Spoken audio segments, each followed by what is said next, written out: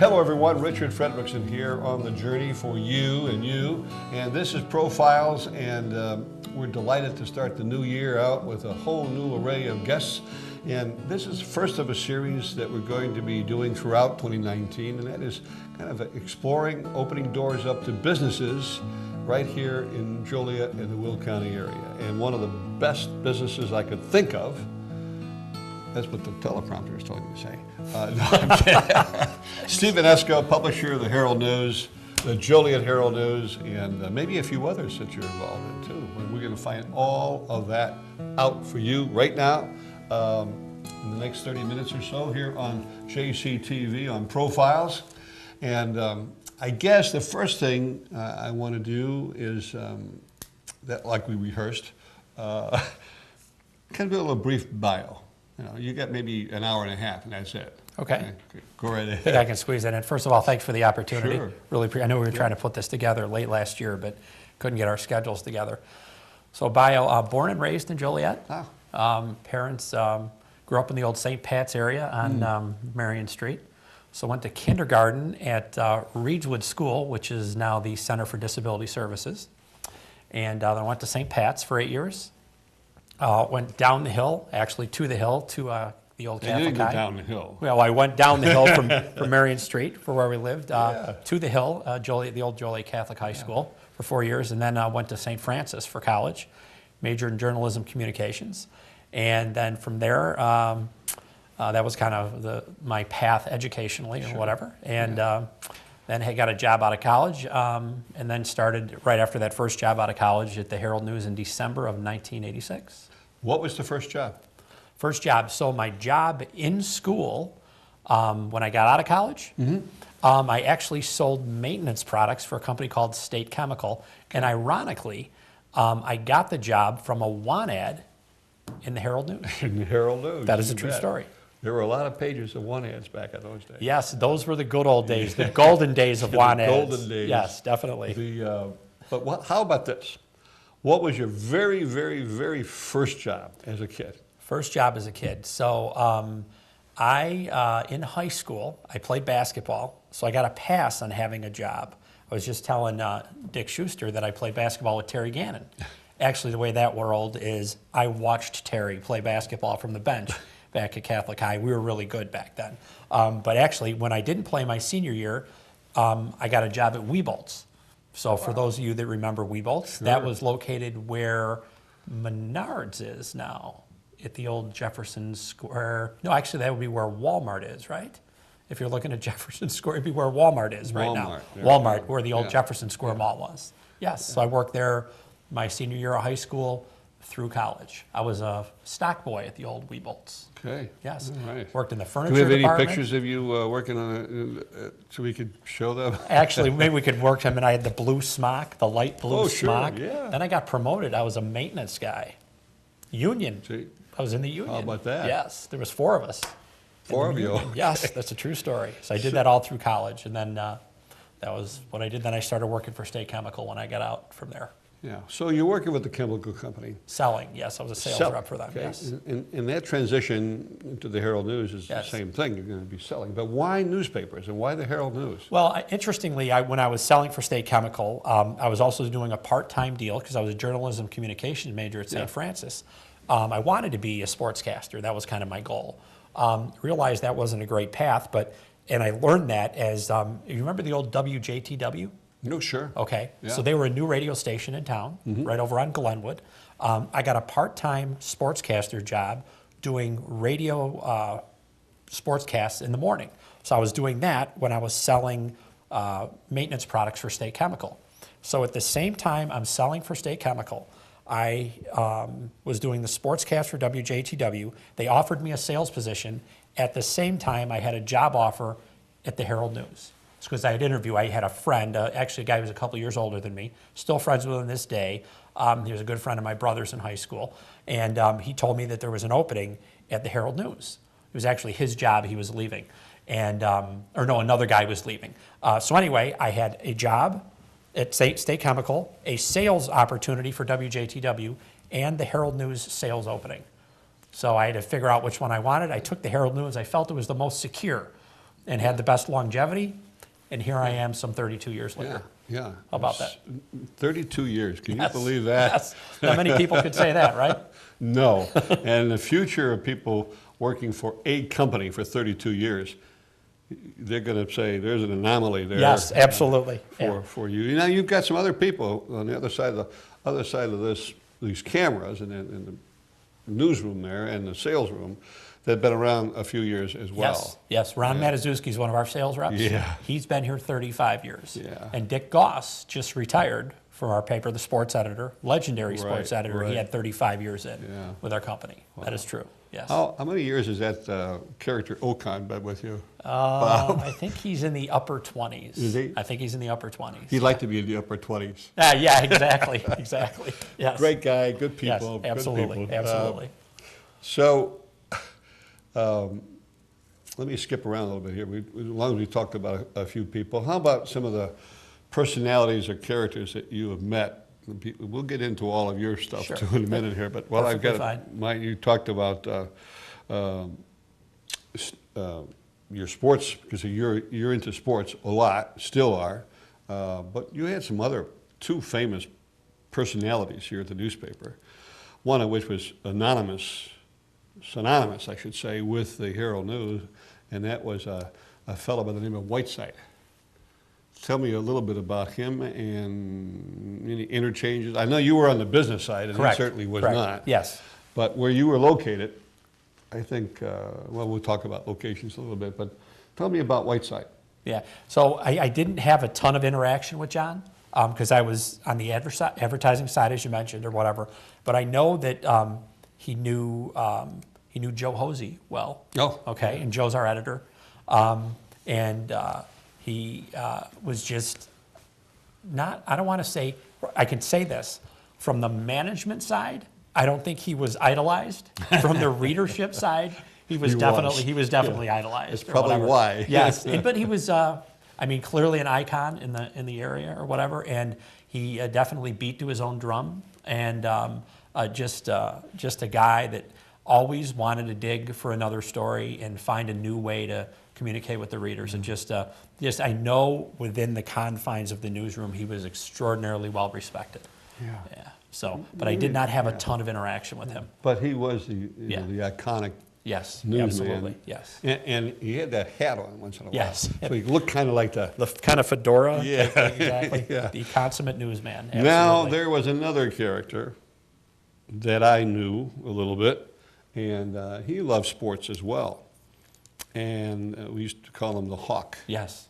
Don Hazen. Yeah, Don Hazen. He was an interesting character. Yes, that's an interesting. That's a good way to put it. Yeah. Yeah. Tell me about him.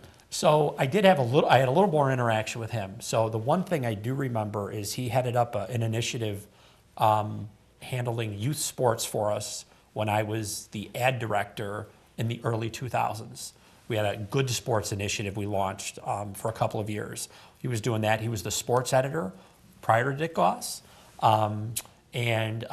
just offbeat. He had a massive baseball card collection, if you remember that. Yeah.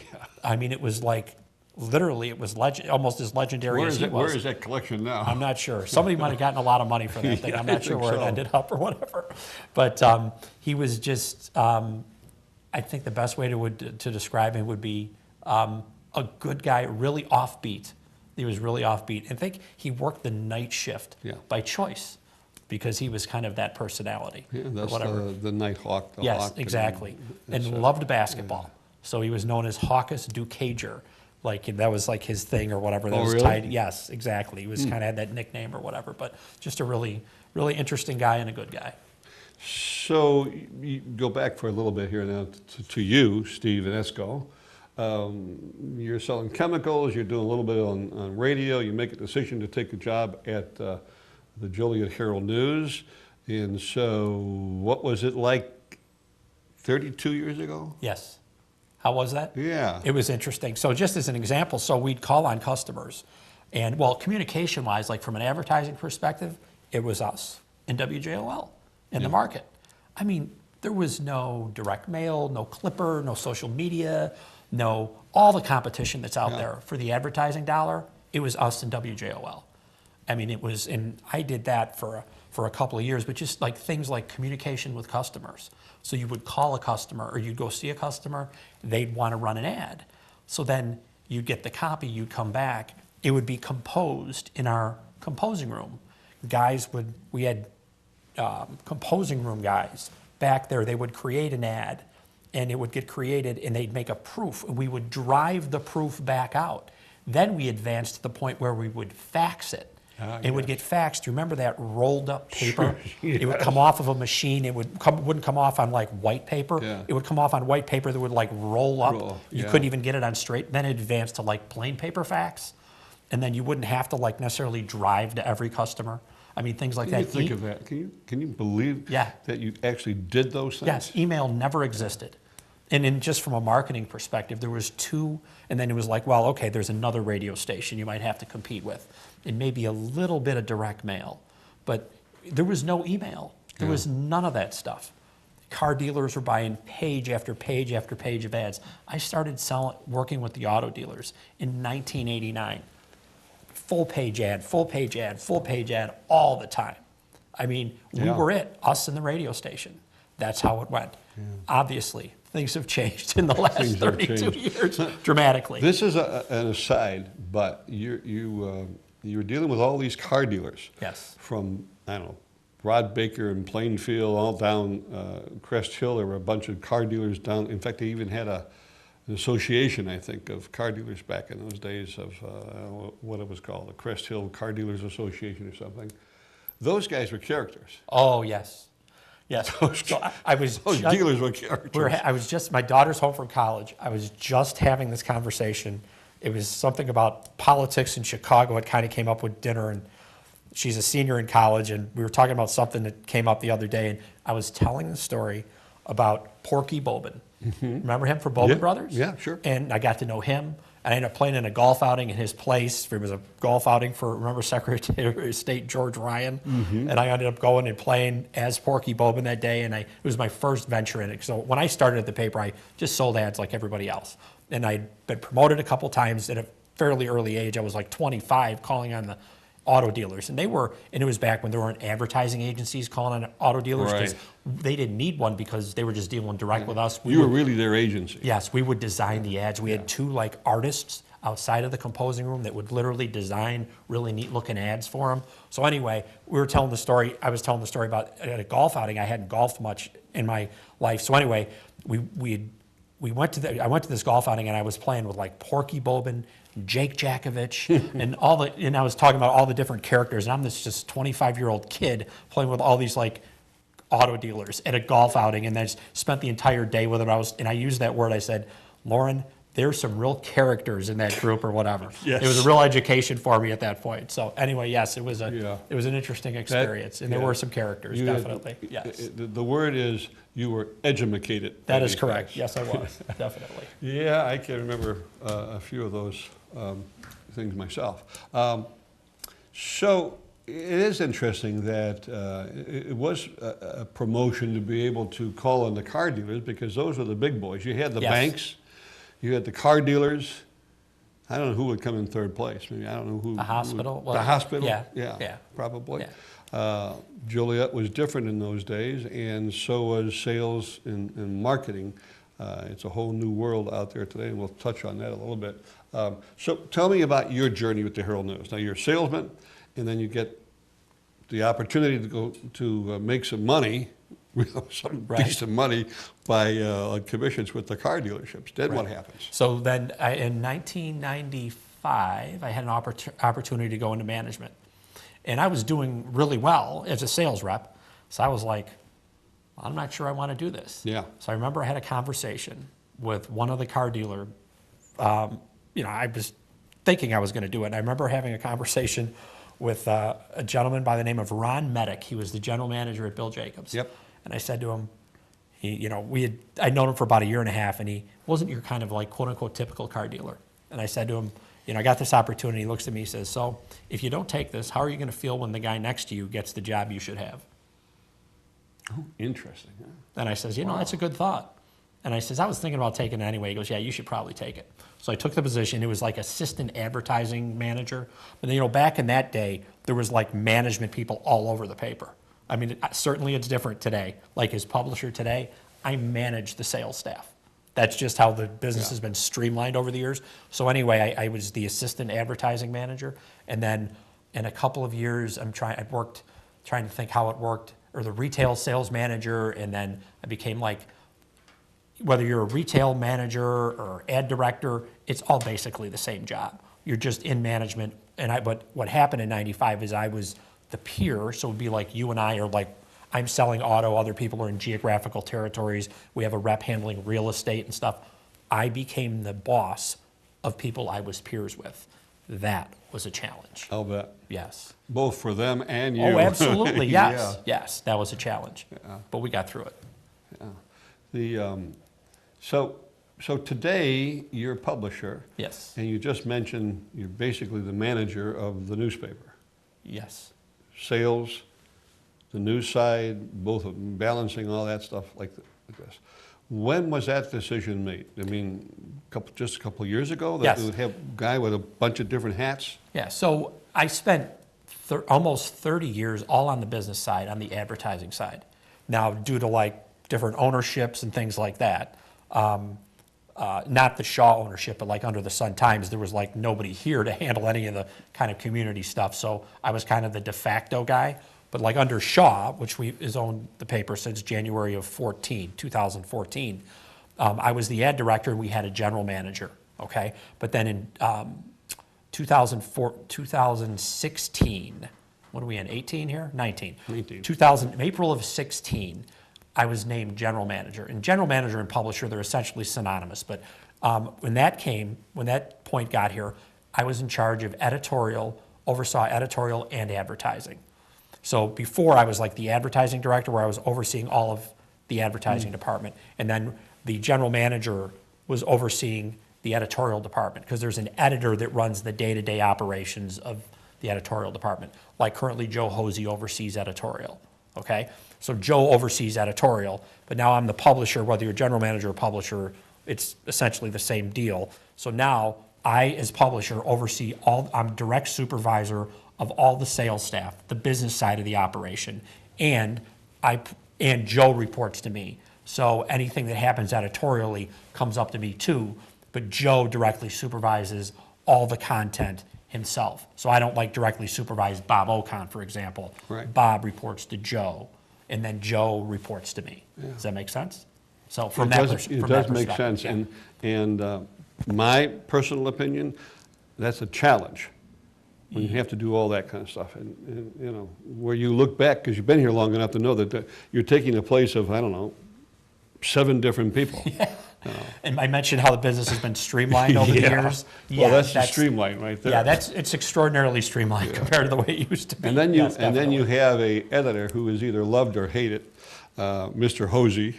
There is no in between. That's just me saying this. Yeah, I understand. Yes. Joe does a great job, and when you do a great job, you're not loved by everybody. Yes. And of course, that's whether it's broadcast, it's whatever.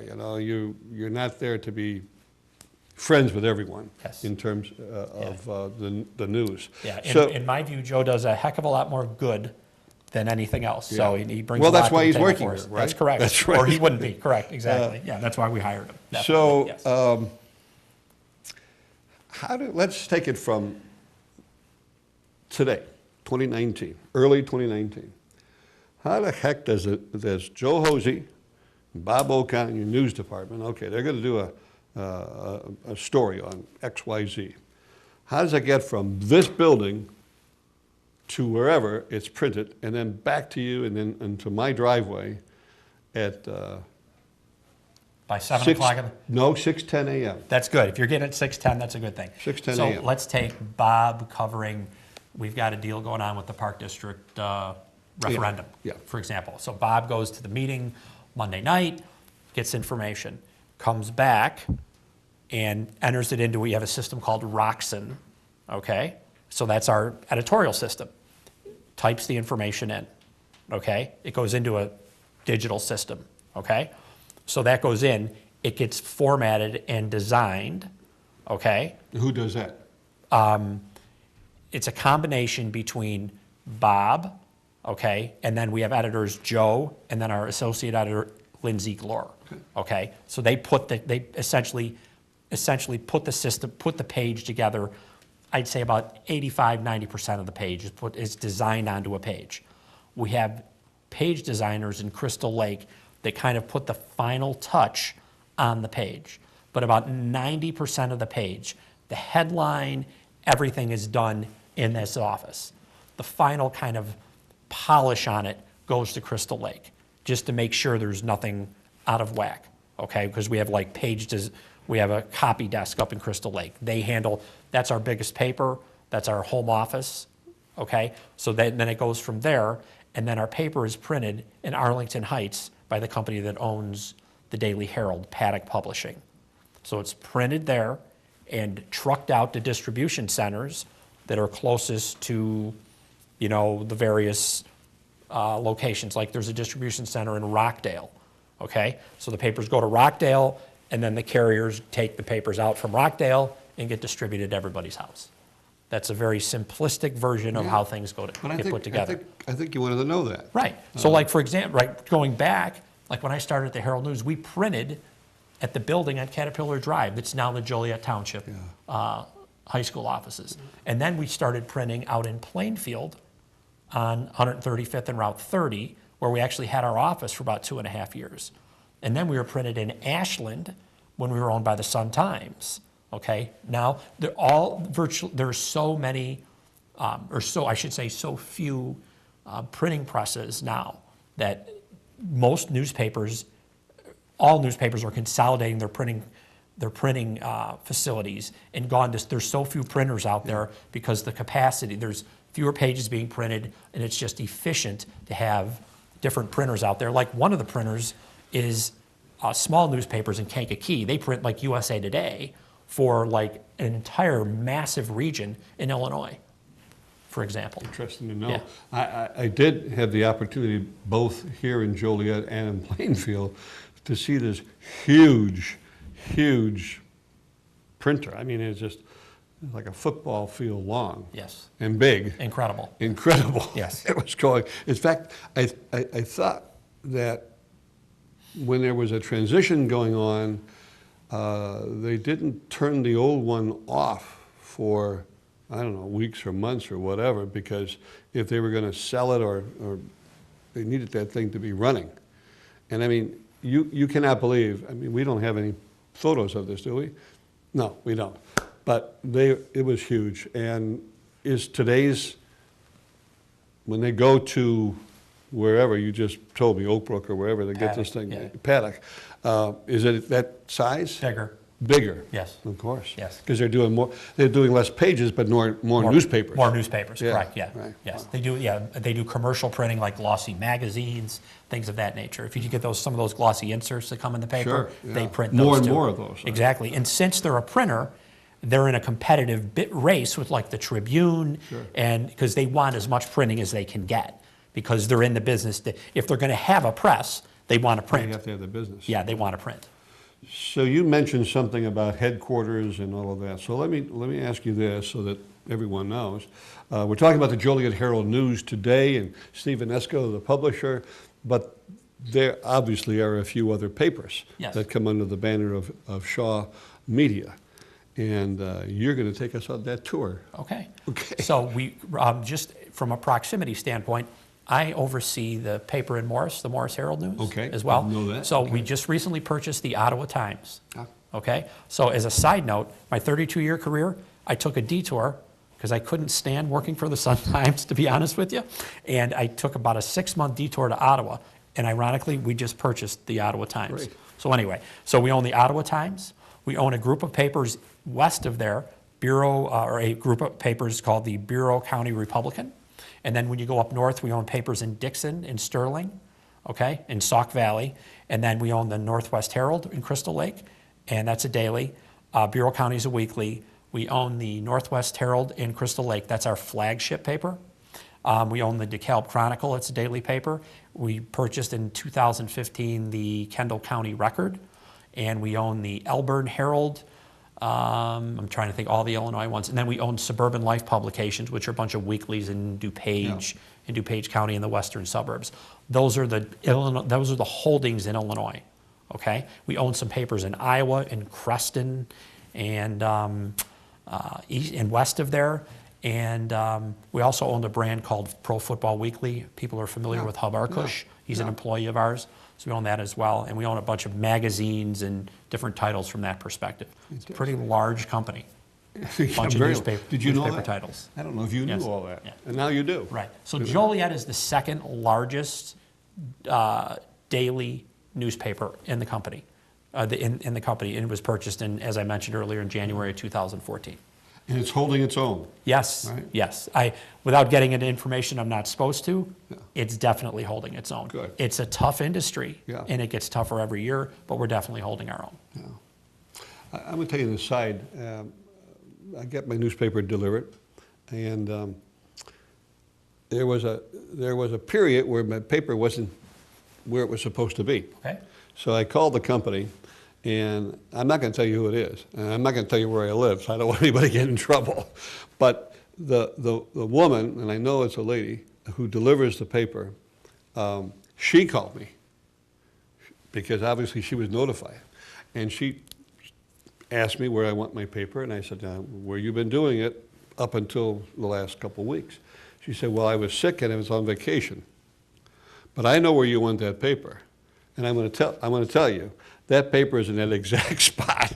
Rain, shine, snow, sleet, whatever, it's there in between 10 a.m. and 6:30 in the morning. Now, I know it can't be everybody getting there like that, but I'll give you a testimony that paper gets delivered and it's there, and when it's pouring rain, it's double wrapped, and so... You got a very good carrier. I have good for an you. excellent That's carrier, good. and we... That's good. At Christmas time, we take care of her, too. Good for you. That's great.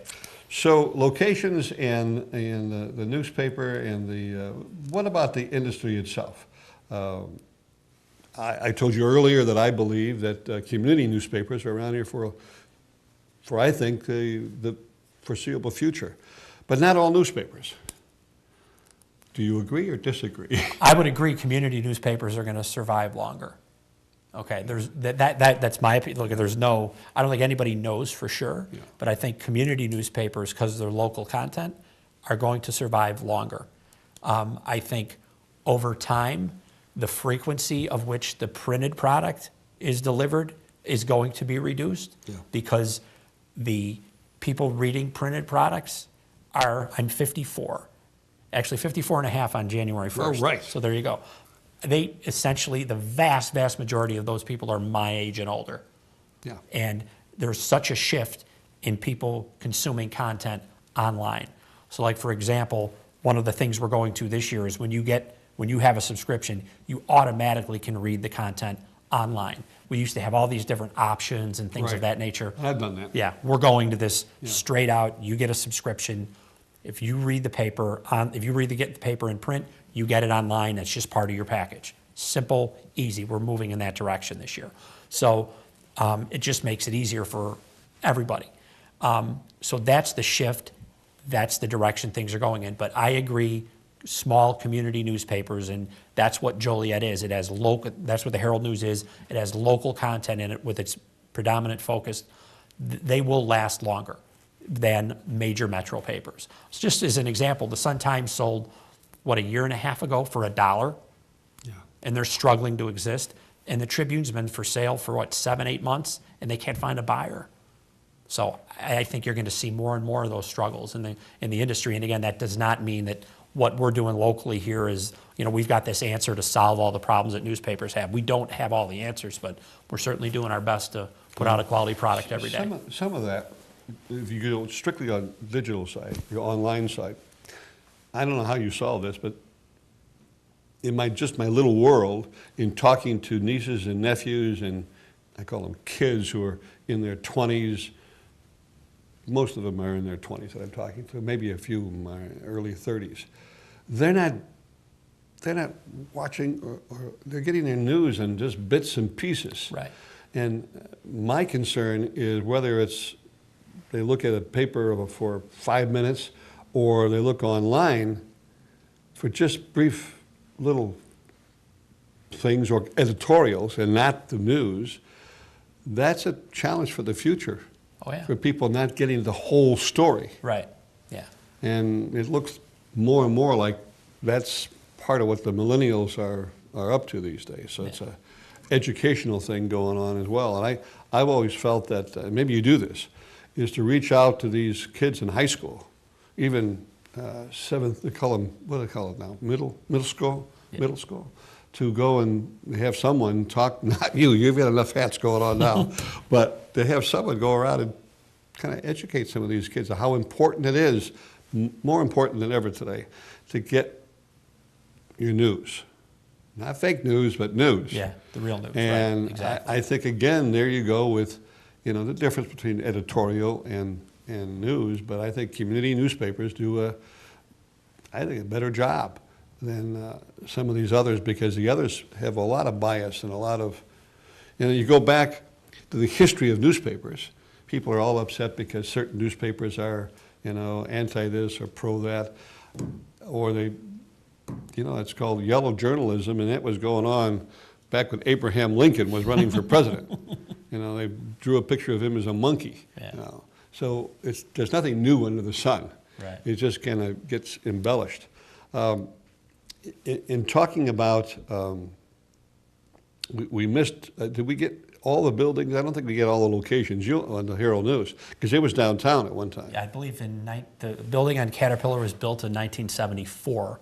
So it was the old, I think, Union National Bank building. Is that right? Downtown? I don't know. I wasn't here. It predates me. Yeah, it so. predates me as well. Is that right, Mr. Schuster? Come on, you're supposed to know all these things. Apparently he doesn't know either. Put that in the You know what? Don't call me. What's your cell phone, Schuster? We'll get some graphics on that before the show is over with, and we'll give you some of that. I've got a picture here, by the way. Let's take a look at this one. And this is the one on Caterpillar Drive, right? Correct, yes. Which is now what? It's the Joliet Township Administrative Building. For the 300 Caterpillar Drive. School system. Yes. Yeah. I have nice memories of going in there, and I don't know what I was doing, spying or what. I don't know what I was doing in there. Because my days, when the Herald News was it was WJOL and Herald News. Yep. I was working for a guy by the name of Bill Hansen. Oh, okay. I remember the name. Yeah, at WJOL. That's Mike Hansen's dad. Okay. I remember being a Nicky New guy in the sales department, and Don Lattis was the iconic, salesman and sports announcer. But he was really the #1 salesman too. And what he would do at the old Caterpillar, they had a telephone booth outside, evidently. And the story told to me is he would go get the first paper. Then he'd go out in the telephone booth and he'd start calling the numbers that were in the paper. So the Herald News was his lead to go out and get radio. Get ads? And he did well. Get from somewhere. Did well with That's that. Good. That's good. Community outreach in terms of even the car dealers finally got into that as well. But newspapers, I believe, were the leaders in community involvement, community outreach. So I have a kind of a two-pronged question for you. The Herald News through the year or currently, what does the Herald News do in terms of outreach of the community? And then the second question would be, how about you? What do you personally do in the community as involvement in clubs, organizations, or presentations, et cetera? Okay. So you've got the microphone. You go right ahead and tell them all about it. Sounds good. So from the paper's perspective, we do a number of initiatives to assist the community. So more recently, we just ran our 22nd annual Herald Angels campaign, and we asked subscribers to submit donations on behalf of United Way. Now, that campaign's taken a number of twists and turns over the years, but this year we just crossed the $6,300 mark, and subscribers send in checks, so they do remembrances on behalf of so-and-so. Some choose to do that, some do anonymous donations. So we'll be cutting a check to Mike Hennessy and the United Way campaign, United Way of Will County, sometime in the next week or two. Again, we just crossed $6,300. Great. So that's great. So that's been, Yeah. been a really good, effective campaign. We're, I mean, well over, I would say, we're well over $100,000 over the last 20 years. Started out as like we did a garage sale and a raffle the first year, way back in the 1990s or whatever. But it's really grown over the last couple of years, so that's been great. As kind of a segue into one event, we do a business, a Reader's Choice Best of Will County event every year where we honor local businesses. It's an online campaign where local residents can vote on their favorite business. Then we have an event at the Jacob Henry Mansion. This year we did a split the pot and took some of the money from the the proceeds from the split the pot and gave that to United Way. Got that idea from one of our sales reps, Pam Tezak. That was a great idea. And then we honor local businesses. And then that's been really effective for businesses to market themselves and do things like say we were voted Best of Will County by the Herald News readers. So we do things on that end. The event is free for businesses to come. They get free appetizers and stuff like that. And it's a great event at Jacob Henry Mansion. Also, we do an event every year that Dick and Channel 6 televises for us called Everyday Heroes. We honor 16 everyday folks in the community. You know, I've always say that this community does a great job of nominating well-known people at various events like chamber events and different kind of like events that maybe you and I know about. But this Everyday Heroes thing or event honors people like your neighbor that do extraordinary things. Like unsung heroes. Exactly. Yeah. That's exactly what it is. So like this was our 4th year this past year. So we've honored over 60 people the first 4 years, that's and great. We'll do it again. We do it every year in September. That's another initiative. We run an Athlete of the Week contest. Runs for 39 weeks. We honor athletes in all sports, from badminton to football. And it is part of and each gets sponsored by Darcy Motors.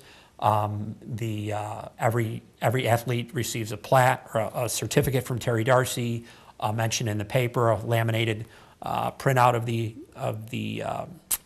the article that runs in the paper, and then we have a larger Shaw Northern Illinois event later in the year where they're invited to come, no charge, with another attendee, and then we also sell tickets to the event. And we have it up in Northern Illinois Convocation Center. We had about 450 people last year. We're hoping to have about 750 this year.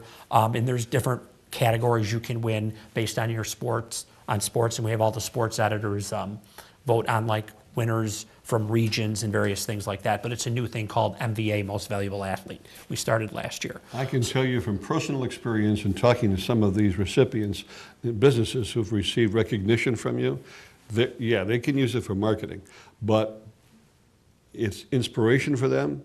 It's a great deal of pride, and they take a great deal of pride. You know, that's going to be in there somewhere on their entryway.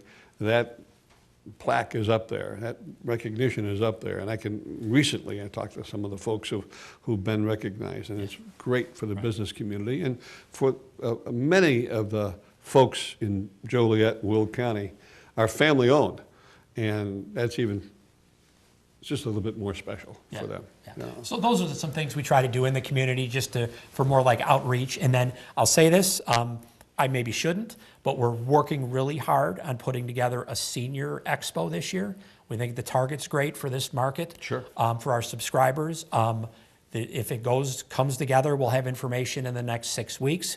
Early returns, we're looking for a couple sponsors. We've got some of our major advertisers we're going to reach out to, but maybe by the time this airs, we'll have them secured and everything. But it would be, we've got a location set up already. We just need to secure a couple sponsors to basically cover our costs, and then we'll have booths and stuff. We've got a really unique idea we're working on with this thing. If it comes together, it'll be in April, it'll be the first one we've ever done. So we're hoping to do that and try to do outreach on things that we think it would be free to come, obviously, free senior expo. So we're working on doing that. So personally, I'm on the Joliet Chamber Board, Will County Center of Economic Development. I serve on a advisory board, development board at Joliet Catholic, advisory board at St. Francis, for the Journalism Communications Department, Joliet Park Foundation, and I just joined Joliet Rotary in May of 2018. and that keeps me pretty busy. Yeah, I would think so. Yes. How about your family? Okay, I've been married to my wife, Sue, 1991. We're in 2019, so it'll be our 28th year this year. Great. And I've got 2 children. My son, Eric, is graduated at the University of Iowa. He works for a pharmaceutical company up in the northern suburbs. They were just been purchased 2 or 3 times already. He's been out 2.5 years, but he's on their IT development team. He works for Takeda. They were Shire, and they were Baxalta before that, doing very well for himself. And my daughter is, we're very proud of Eric, and my daughter is a senior at the University of Dayton. Her name's Lauren, and she is going to be an intervention education specialist, which is code for, I guess the term is for a special needs teacher. And she'll be graduating in May, actually on Mother's Day of this year. Great. And we'll be seeking employment and planning on coming back into the area. So 2 I children. congratulate you All right. on your great success and future success. And great to have you in the Joliet, Will County community. You've been around a while, and we hope to have you around for another 32 years. What the I don't know heck? about 32. Oh, but maybe yeah, a few sure. more. What the heck? Thanks, Richard. I appreciate the opportunity. Steve Vanisko, publisher of the Joliet Herald News, and this is probably against all the regulations, but we're going to put up a graphic as how, oh, you're brand new to the area? Well, this is how you can get a subscription to the Joliet Herald News, and as Steve said, you get a printed, you also get the online as well. So we'll put that up right now for you. And I'm Richard Fredrickson. We'll see you next time.